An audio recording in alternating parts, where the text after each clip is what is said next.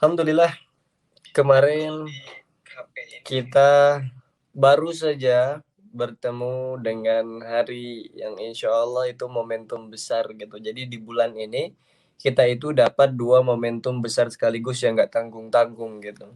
Satu momentum Muharram, satu lagi ada momentum 17 Agustus 1945 tentang sama-sama kemerdekaan. Kalaulah di Muharram nanti insya Allah akan kita bahas, kalau di Muharram itu kita semangat jiwa muslim itu merdekanya sebagaimana merdekanya Nabi Yunus yang dikeluarkan dari dalam perut ikan paus atau ikan nun, atau kalau di Nabi Musa alaihissalam itu merdekanya ketika di bulan Muharram diselamatkan dari penjajahan atau pengejaran terakhir yang dilakukan oleh tentara Firaun. Ada juga kemudian bersungguh-sungguhnya Nabi Adam alaihissalam ketika ingin menyampaikan tentang taubatnya itu kan ketika di bulan Muharram gitu. Kemudian Nabi Nuh yang selamat dari hari-hari besar di zaman Nabi. Ya, ini kita nyampaikan nih. Kemudian Nabi Nuh itu dia berdoa, Robi ini maglubun fangtasir, ya Allah aku mengaku kalah, tolonglah aku. Kemudian Allah mengatakan, coba coba deh Nuh, kamu buat pohon gitu, kamu buat kapal. Itu kan kapan terjadinya? Pas di momentum Muharram ini. Nah jadi kita ini mengingatkan 2 momen sekaligus secara bersamaan, momen-momen besar secara bersamaan.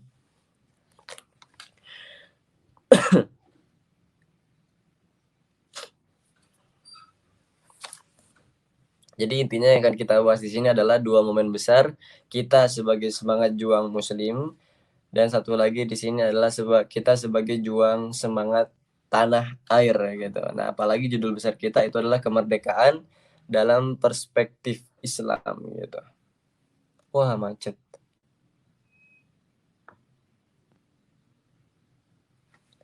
Data not found. Masya Allah. Tapi ya kita mulai. Biasa sebelum saya memulai, saya akan mewanti-wanti untuk teman-teman semuanya, qayyidul ilma bil kitab.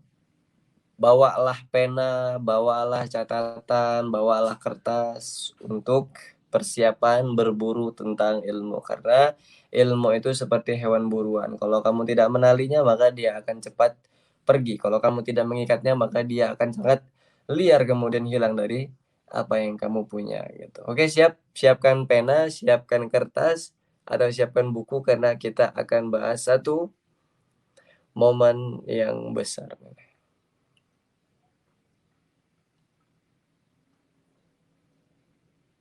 Sebentar, saya coba matikan ini dulu biar frame-nya agak jelas.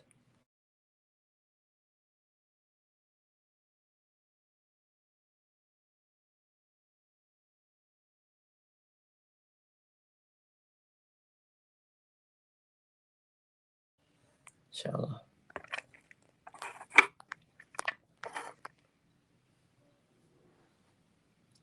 Udah siap dari tadi. Wih, ini dia nih. Bismillahirrahmanirrahim. Alhamdulillah.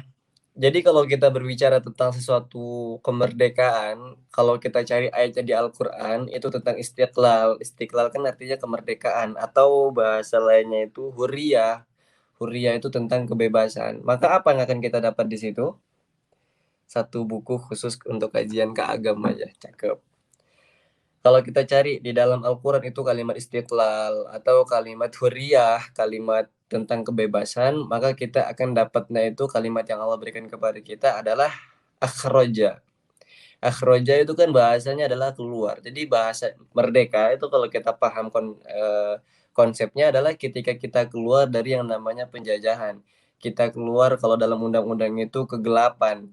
Kita keluar dari sesuatu yang kalau kita ambil itu ketertindasan atau keterzaliman gitu. Menuju ke mana?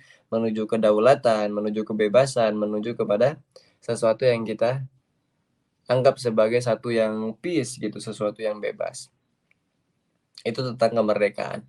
Nah, kalau di Al-Quran, setelah kita cari-cari, ternyata ada bahasa Allah menggunakan kalimat merdeka, yaitu wa may yattaqillaha makhraja. Nah, jadi kalau bahasa Al-Qur'an tentang merdeka itu adalah makhraja, ikhraj. Ikhraj itu artinya keluar. Wa may yattaqillaha yaj'al lahu makhraja. Barang siapa yang bertawakal kepada Allah, maka dia akan menjadi orang yang makhraja, orang yang merdeka, orang yang bebas, orang yang kalau keluar rumah nggak